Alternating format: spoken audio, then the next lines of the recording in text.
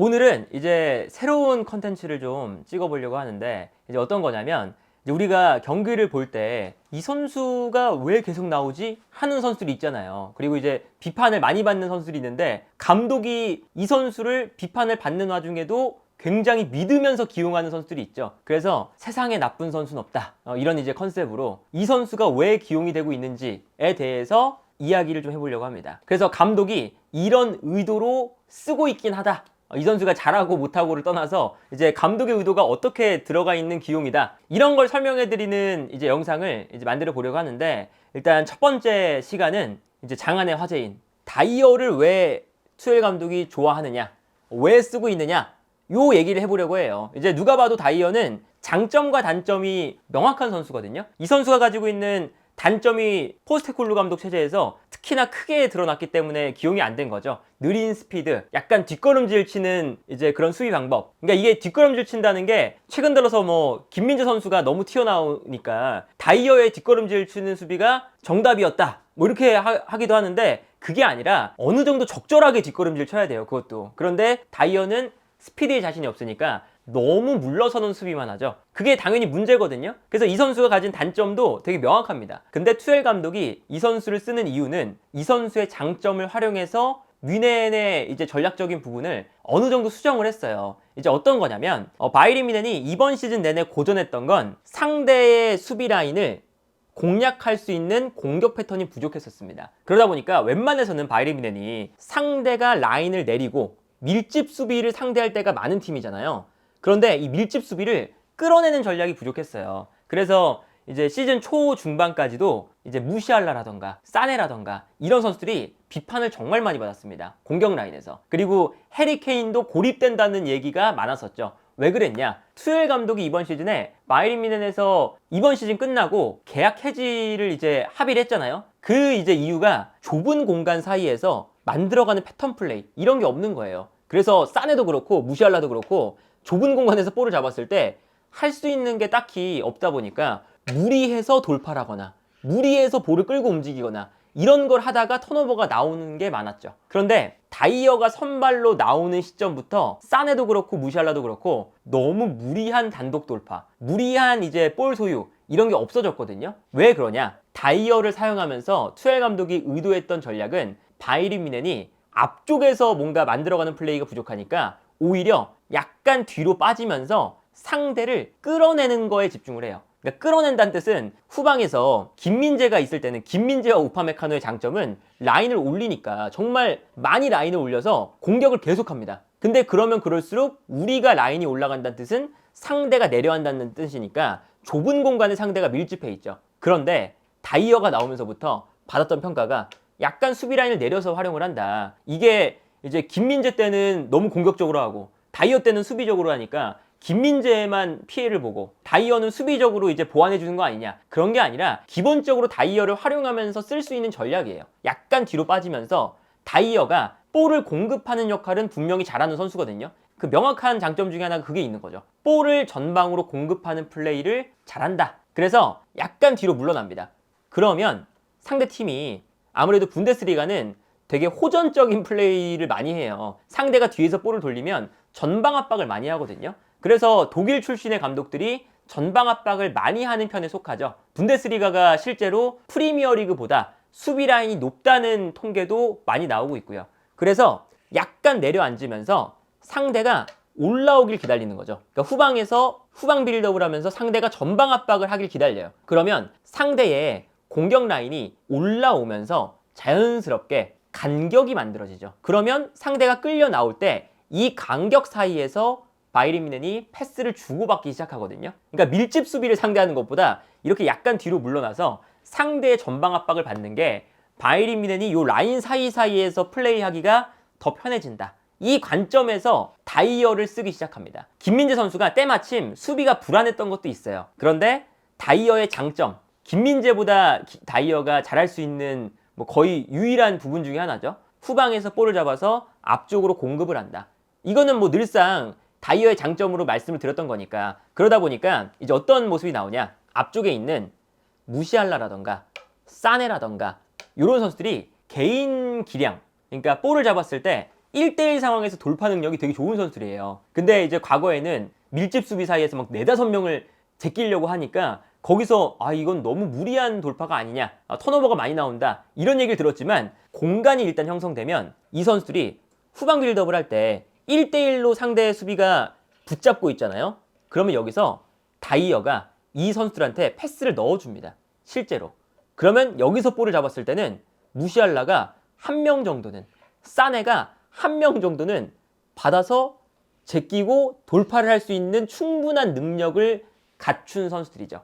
그래서 이런 형태로 바이에른 뮌헨이 이제 다이어를 쓰기 시작하면서부터 실제로 경기력이 개선이 됐고요. 그러니까 이거는 이제 근데 장기적으로 볼 수 없는 플랜이에요. 그러니까 바이에른 뮌헨이 그걸 알기 때문에 투엘 감독을 경질을 시킨 건데, 시즌 전반기에 너무 답답하니까 상대를 끌고 나와서 그 공간을 활용한다. 이 이제 약간의 뭐랄까요, 시즌 중에 노선을 좀 변경을 한 거죠. 근데 당연히 이제 바이에른 뮌헨은 시즌을 길게 봤을 때 밀집 수비를 상대하는 빈도가 많고, 바이에른 뮌헨이 약간 흔들리기 때문에 상대가 더 앞쪽에서 압박을 하려던 것도 있어요. 그러다 보니까 아스날전이라던가 바이에른 뮌헨이 상대하는 강팀들과의 경기에서 오히려 이 전략이 통합니다. 상대가 바이에른 뮌헨의 현재 상태를 보니까 약간 경기력도 안 좋고 분데스리가에서 우승을 좀 놓쳤고, 그러다 보니까 약간 만만하거든요. 그래서 전방 압박을 이제 강하게 거는 순간 바이에른 뮌헨은 오히려 상대가 내려앉는 것보다 땡큐가 되는 거죠. 그래서 예를 들면 바이에른 뮌헨의 경기 장면을 보면 이런 장면이 나옵니다. 이제 이 장면을 보시면 아스날전의 장면인데, 바이에른 뮌헨의 수비가 볼을 가지고 있을 때 노이어에게 백패스를 하는 장면이에요. 이 백패스를 하는 것부터 시작이거든요. 백패스를 하니까 자연스럽게 아스날의 선수들이 앞으로 올라와서 압박을 걸기 시작하죠. 근데 그 순간 반대편에서 다이어가 넓게 퍼지면서 내려가고 있습니다. 이것도 이제 상대를 끌어내는 작업이거든요. 그리고 여기서 노이어가 볼을 잡았을 때 뒤로 빠지고 있는 다이어에게 패스를 넘겨줘요. 그러니까 다이어가 이제 왼쪽 측면에서 볼을 잡거든요. 그 순간 아스날의 많은 선수들이 올라와서 압박을 하고 있는 걸 볼 수가 있죠. 그런데 압박을 할 때 아무래도 공격진들이 올라가다 보니까 수비 라인과 공격 라인 약간 사이가 벌어져 있기 시작해요. 그러면 이제 그 바이에른 뮌헨 선수들도 너무 많이 내려와서 수비 라인과 이제 간격을 좁혀서 볼을 받아주는 게 아니라 의도적으로 위쪽에 있는 선수들은 안 내려오고 밑에 있는 선수들만 약간 내려가면서 공간을 만듭니다. 그럼 이 공간으로 다이어가 볼을 잡은 다음에 이 공간으로 패스를 공급을 하는 거예요. 그리고 이 공간으로 무시알라나 사네 같은 개인 기량이 좋은 선수들이 내려옵니다. 케인도 마찬가지겠죠? 케인도 볼을 잡은 다음에 버티면 되니까. 그래서 이 다음 장면을 보시면 다이어가 앞쪽으로 패스를 보내줬을 때 무시알라가 내려와서 볼을 받고 있습니다. 그리고 여기서 아스날의 선수가 한 명 붙는 거거든요. 근데 붙었는데 바로 무시알라가 압박을 이겨내고 돌아서는 데 성공합니다. 그러면 무시알라가 이 공간을 충분히 활용하면서 볼을 끌고 올라오기 시작합니다. 순간적으로 아스날의 미드필더 라인과 수비 라인의 간격이 크게 벌어진 걸 볼 수가 있죠. 그리고 여기서 무시알라가 볼을 끌고 올라가면서 반대편에 있는 사네에게 패스를 전환시켜주면 사네도 넓은 공간에서 좋은 기회를 맞을 수 있는 이런 장면이 형성이 되는 거예요. 그러니까 이러한 패턴을 투엘 감독이 만들고 싶기 때문에 다이어가 이제 가지고 있는 나쁜 특성도 있지만 다이어의 장점을 살려서 그동안 바이에른 뮌헨이 이번 시즌 내내 못했던 상대 수비의 공간을 만드는 플레이를 가져가기 시작을 하는 거죠.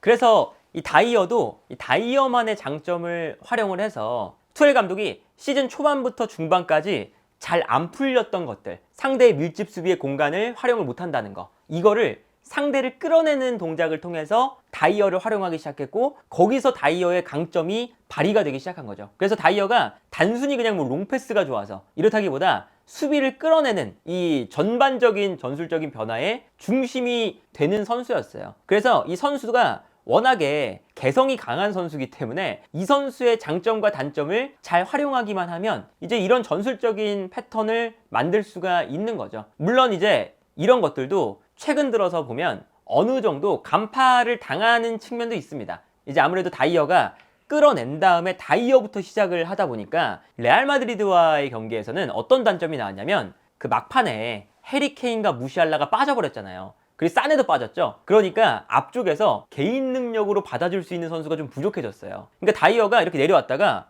편안하게 앞쪽에 있는 그냥 무시알라한테만 주면 되고 해리 케인한테만 주면 알아서 그냥 이제 벗겨내니까 문제가 없었는데, 앞쪽에 그런 선수가 없으니까 레알 마드리드가 호셀루를 기용하면서부터 사실은 공격 숫자가 많아졌죠. 그러니까 다이어가 볼을 잡을 때 바로바로 압박이 들어갑니다. 근데 다이어가 앞쪽에 줄 수 있는 선수가 없는 거예요. 그래서 거기서 문제가 나왔어요. 이 장면도 보시면 더리우트가 레알 마드리드 선수를 끌어내려고 노이어한테 백패스를 합니다. 그리고 레알 마드리드 선수들이 앞으로 올라오면서 압박을 들어가고 있죠. 근데 여기서 끌어내는 순간 노이어가 볼을 받아서 측면으로 빠지고 있는 다이어에게 패스를 보내줘요. 근데 이번에는 다이어에게 이미 선수가 붙어 있습니다. 호셀루가 가깝게 붙어서 다이어를 압박하고 있죠. 근데 다이어가 볼을 받은 다음에 돌아서는 순간 앞쪽에 줄 수 있는 선수가 좀 없다 보니까 분명히 다이어는 지금 내려오고 있는 선수를 겨냥한 거긴 했는데 내려오는 선수가 슈퍼모팅이었거든요. 근데 슈퍼모팅이 해리케인이나 사네, 무시알라처럼 개인 기량이 막 압도적인 선수가 아니고 심지어 레알 마드리드의 선수가 붙어 있는 상황이다 보니까 다이어가 이 패스를 보내줬을 때 중간에서 볼을 커팅당하는 장면이 나오죠. 그래서 여기서 이제 볼이 끊기니까 끊기면 당연히 위험해지는 거잖아요. 수비 라인에서 볼을 돌리다가 끊기는 거니까 여기서 끊긴 다음에 곧바로 비니시우스에게 패스가 가고 여기서 이제 바이에른 뮌헨이 수비가 무너져서 여기서 우왕좌왕하면서 막다가 코너킥을 내주고 거기서 이제 실점이 나왔었거든요. 이제 그런 장면들을 보면 다이어가 볼을 받았을 때도 이 다이어의 여기서도 단점이 나오는 거죠. 패스를 이제 보내주는 게 좋은데 정확하게 패스를 보내줄 수 있는 선수인데 이 선수가 압박을 강하게 받다 보면 약간은 이 동작이 좀 굼뜨다 보니까 달려드는 공격수에 대한 대처가 좀 떨어집니다. 그래서 토트넘에서도 그 무리뉴 감독이나 콘테 감독이 종종 다이어를 중심으로 다이어가 패스를 뿌려줄 수 있는 그런 전술을 짜올 때가 있었어요. 근데 그 전술이 잘 먹힐 때도 있었지만 잘 안 먹힐 때는 상대가 다이어를 향해서 과감하게 압박을 들어가는 그런 팀을 만났을 때는 다이어의 패스 정확도가 엄청나게 떨어지는 모습을 볼 수가 있거든요. 이제 그런 걸 봤을 때는 다이어의 단점도 충분히 존재하는 상황이다. 하지만 이제 투엘 감독이 뭐 전체적으로 설명드렸던 것처럼 다이어를 기용하는 측면에는 이러한 전술적인 틀이라는 게 있는 거고 그리고 심지어 다이어가 수비적으로도 이렇게 라인을 조금 더 내려서 경기를 하다 보니까 뒷공간에 대한 그런 엄청난 뭐랄까요 리스크가 안 생기고 있죠. 그래서 최근에 보면 다이어가 심지어 수비 집중력도 좋아요. 그래서 상대의 슈팅을 블락하는 빈도도 늘어나고 있고 그리고 지난 주말에 있었던 경기는 빈 골대에 상대 공격수가 슈팅을 했는데 다이어가 그걸 예측하고 골대 안으로 들어가서 걷어내는 장면도 있었고 이제 그런 것들이 다이어가 기본적으로 수비적인 집중력이나 이런 거를 지금 바이에른 뮌헨에서는 발휘를 잘해주고 있는 상황이라서 뭐 수비적인 안정감도 최근에는 김민재 선수보다도 좋다고 할 수가 있겠죠. 그런데 다만 아마 이게 장기적으로 가기는 좀 힘듭니다. 그러니까 바이에른 뮌헨은 기본적으로 라인을 높여야 되는 팀이고 이제 아무래도 상대가 내려앉는 빈도가 많기 때문에 공격적인 감독을 지금도 노리고 있잖아요. 최근에 나오는 이름만 해도 데제르비, 랑닉, 플릭 뭐 이런 공격적인 감독들만 이름이 나오고 있어요. 수비적인 감독은 절대 이름이 안 나오거든요. 그리고 투엘 감독이 이번 시즌 끝나고 챔피언스리그 우승을 하면 남을 수가 있느냐 이런 질문이 들어왔을 때 바이에른 뮌헨의 CEO들이 그런 가능성은 없다 라고 한 건 이제 투엘 감독의 이 접근 방식이 바이에른 뮌헨이 장기적으로 봤을 때는 그렇게 잠재성이 뛰어나지 못하다 라고 판단을 한 거예요. 그러면 자연스럽게 다음 시즌부터는 라인을 올릴 텐데 그러면 다이어를 쓰기가 이제 조금 애매해지는 감이 있죠. 그리고 이제 여기에 더해서 이제 김민재 선수와 다이어의 그런 수비 방법이 무엇이 좋은 거냐 라고 했을 때는 이제 어떤 게 좋고 나쁘다라기보다는 이제 김민재와 다이어가 정말 극단에 있는 선수들이거든요. 다이어는 너무 뒤로 물러나고 김민재는 너무 올라가요. 근데 이게 장단점이 당연히 있습니다. 이 김민재 같은 경우는 올라와서 끊는다는 건 상대 공격수가 볼을 받기 전에 이제 공격을 진행하면서 상대가 앞으로 나올 때 김민재가 올라와서 끊어버리는 거잖아요. 그러면 상대가 올라오고 있기 때문에 김민재가 앞쪽에서 끊어버리면 뒷공간을 공략할 수 있는 빠르게 역습으로 갈 수 있다는 장점이 있습니다. 그런데 너무 과도하게 이거를 활용하다 보면 한 번 놓치는 순간 본인들의 뒷공간이 김민재가 올라왔을 때 열리는 이런 단점이 존재하죠. 근데 나폴리 때는 김민재 선수가 개인적인 컨디션도 좋았기 때문에 10번 시도하면 한 9번 성공했어요. 뒤에 이제 열리는 것들은 뒤에 있는 선수들이 잘 막아주기도 했고요. 그런데 바이에른 뮌헨에서는 그 성공 확률이 그렇게 높지 않습니다.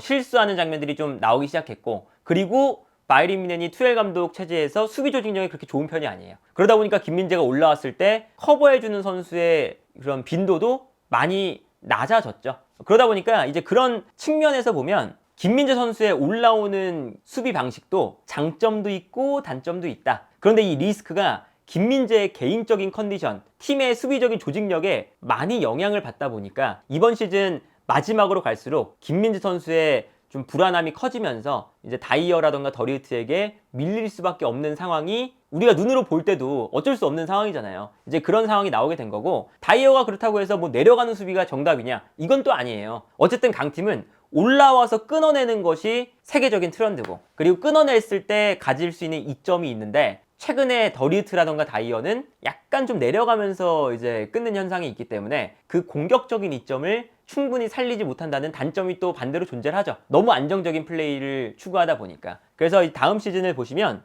김민재 선수가 본인의 리스크를 잘 줄이기만 한다면 당연히 뭐 주전으로 도약할 수 있는 거고, 그리고 이제 다이어가 최근에 기용되는 것에 뭐 다이어가 정말 뭐 필요가 없는 선수인데 투엘 감독이 다이어를 극단적으로 편애를 해서 쓴다거나 그런 게 아니라, 투엘 감독도 다이어를 활용하면서 챔피언스 리그 4강전이라는 성과를 낸 거니까 다이어의 활용법도 어느 정도 이번 시즌 충분히 존재했었다. 그리고 다이어도 이제 토트넘에서 쓰임을 받지 못하면서 아마 이 본인의 역할을 보여주고 싶은 마음이 컸을 텐데, 본인도 본인의 장점을 살린다면 충분히 통하는 선수다 라는 것을 증명했기 때문에 어쨌든 다이어에게도 이번 시즌은 커리어 내에서 매우 중요한 시즌이 되지 않았을까. 그래서 다음 시즌 바이에른 뮌헨이 어떤 감독이 선임되는지, 그리고 수비 라인이 어떻게 경쟁 구도로 흘러가는지도 매우 흥미로운 주제가 되지 않을까 싶네요.